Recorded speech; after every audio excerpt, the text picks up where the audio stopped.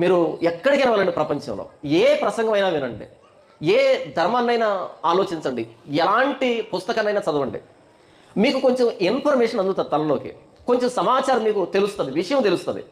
కానీ ప్రభువైన యేసుక్రీస్తు వారిని గురించి ఎక్కడైనా ప్రకటించబడుతూ ఉంటే కనుక కూర్చోండి, ఇక్కడ స్క్రీన్ మారిపోతుంటుంది, టపి టపి టపి వెళ్ళిపోతుంటుంది, ఆలోచనలు మారిపోతూ ఉంటాయి. ఎందుకు అంటే మనల్ని పుట్టించినోడు ఈయన. బైబిల్లో తన్ను తాను బయలుపరుచుకున్న దేవుడు. పాత నిబంధనలు అయితే సైన్యములకు అధిపతి అయిన యెహోవా, క్రొత్త నిబంధనలు అయితే ప్రభువైన యేసుక్రీస్తు వారు.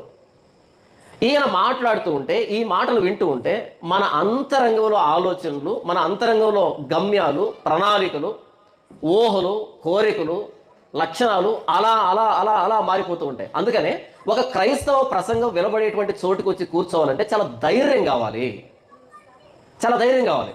అదే ఇక వేరే ఏదైనా ప్రసంగం వినబడుతుంటే వెళ్ళి కూర్చోండి, వాళ్ళు ఏదో మాట్లాడతారు, మనం ఏదో వింటాం, అంతా అయిపోయింది, ఇంటికి వచ్చేస్తాం.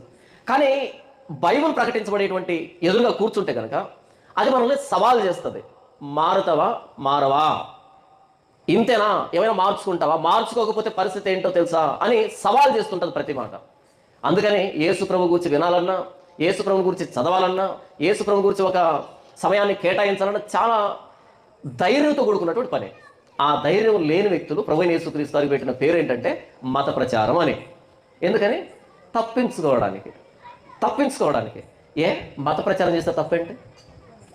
మన ఇంట్లో టీవీలోనికి కొన్ని వందల ఛానల్స్ వస్తున్నాయి, అన్ని మంచి కథలు వస్తున్నాయా, మంచి సంఘటనలు వస్తున్నాయి లేదే? దానికంటే చెడిపోయినటువంటి విషయం ఏం కాదే. దాన్నేమో డబ్బులు ఇచ్చి, వేలకు వేలిచ్చి తీసుకొచ్చి గోడకు తగిలించుకున్నావు.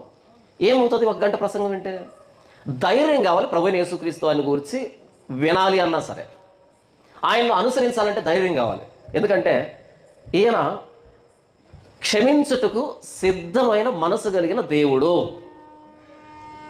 క్షమించే దేవుడు అంటే ఆయనలో పాపం ఉండకూడదు, ఆయన పాపం చేయకూడదు, ఆయన పాపుల్ని క్షమించేదానికి అర్హత కలిగిన వాడే ఉండాలి.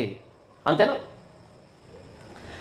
క్షమించేవాడికి ధైర్యం కావాలి, క్షమించేవాడికి శీలం కావాలి, క్షమించేవాడికి పాపం చేయనటువంటి పరిస్థితి ఉండాలి, ఆ తప్పును చేయకూడదు.